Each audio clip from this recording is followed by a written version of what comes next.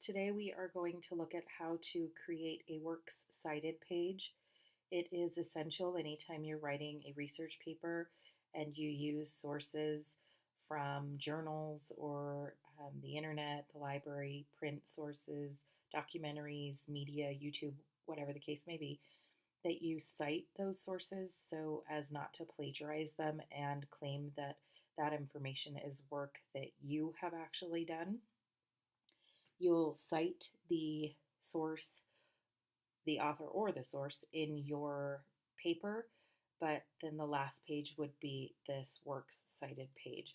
So I'm in Google because the bulk of you tend to use Google, even though I prefer Word.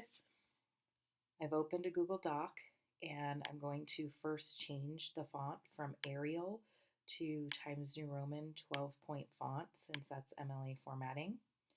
Next, I'm going to go over here and make my document double spaced because again, that is MLA formatting. And I'm going to come here and insert a header. In Word, I would insert a header. Here in Google, I insert it as a page number. It gave me the number 1, and I put my cursor in front of that and go ahead and type the last name of the student. We're going to use John Jones today. So the first line in your heading would be the student name, followed by your teacher's name, followed by your class, and the class period, and we'll go ahead and just use period 1 today. The date is the international date, so it's day, month, and then year. You need a title, so I'm going to center it, and we're going to title this Works with an S, Cited, it's plural, and then I need to put the cursor back on the left-hand margin. So since I'm in Google, I can use this add-on tool. You can get EasyBib as an add-on. You click on Get Add-ons and EasyBib comes up right away. Click on EasyBib and it'll automatically add it to your Google Drive. I already have it added to mine, so now I'm going to click it and manage my bibliography.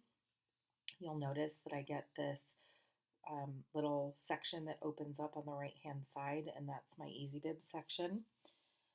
So I pulled up 4 articles on the health benefits of coffee, and all I need to do is copy and paste this URL from Harvard and go back to my document, click that I'm using a website, and then paste the URL into that box and hit search. And then it comes up right here with the article, and I say yes, that's the correct one by hitting this select button. And then here it gives me this citation, and I want to add it to the document. Notice that EasyBib also added a title for me.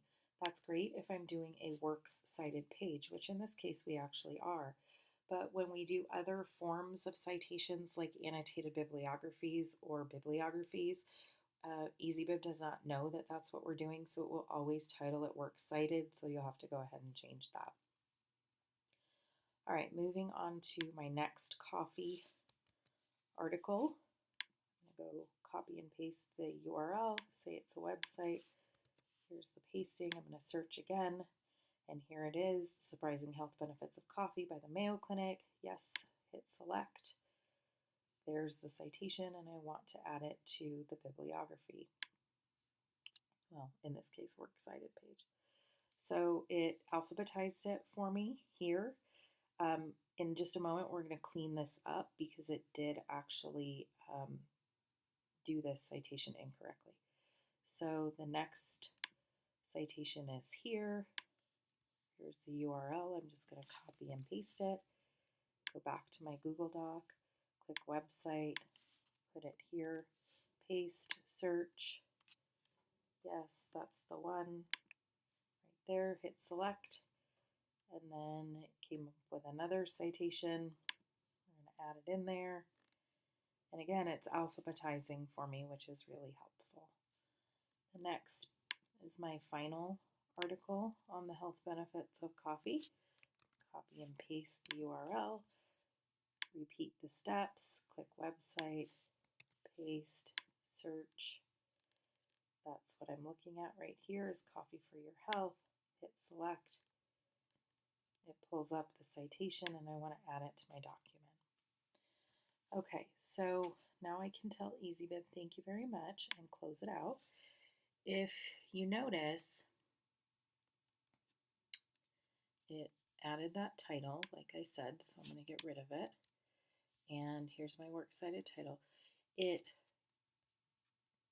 alphabetized, which is fantastic, but notice that it has Donald Hensrud right here. It should be Hensrud Donald. So as good of a tool as EasyBib is, it's not perfect.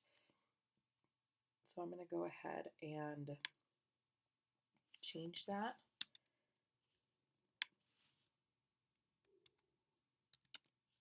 Okay. And then that means that these two articles are no longer in alphabetical order. So I'll go ahead and copy the shorter one, and then I will insert it at the top. So despite EasyBib helping me, it's again not perfect, and I want to make sure that I am doing it correctly. So now it's in alphabetical order. The other thing that EasyBib doesn't do is when it transfers itself onto the paper, even though it said that it was doing this formatting in MLA 8, it actually forgot something, and that is the accessed date. So MLA 8 requires you to type in the date that you looked up the article. And whoops. And we do it in the same way that we did the date up here in the heading, which is the international date. So day, month, and then year, and it's followed by a period. If you notice it, when I did that, when I added something after the URL, it made the URL a link, and we don't want that link. In fact, the URL is so large, it's giving us a big white space right here. We want to go ahead and clean this up a little bit by hitting a return, splitting up this URL in a logical place. I didn't cut off a word. I found a logical place and I split up the URL. I have to remove the link again, and then I have to come over here and put that hanging indent back. Whoops, and when it did that, it added that back in. So now I am alphabetized, and then I don't have this big white blank space because I split up the URL. So then we have the next article, and yet again, here we have the white space. So I'm going to go in and see if I can split it up, and I am able to. So I need to remove the link, okay? And then it forgot that access date, and since we accessed it today, I'm going to go ahead and just copy and paste my access dates here. So next up, we have our third article, and this one, just by eyeballing it, I'm guessing, see there's a little white space, but that this won't fit there, and I'll show you what I mean. If I put the cursor in after aarp.org and I try to put it up, there, it doesn't work. So this one, we're going to go ahead and have to leave as is, even though it has that white little space. It's not a huge white space, so I can live with that. But I do have to put in that access date since EasyBib failed to do that. Here we have a really large white space because of this really big URL. So I'm eyeballing it here to see if I can. I'm usually pretty good at this, splitting it up. Yep, look at me go. So I split it up, and I'm going to have to remove that link. It may pop back up when I hit that accessed. And here we have a slight, I'm not sure why it's doing that. Let's see if I can tab it in. Okay,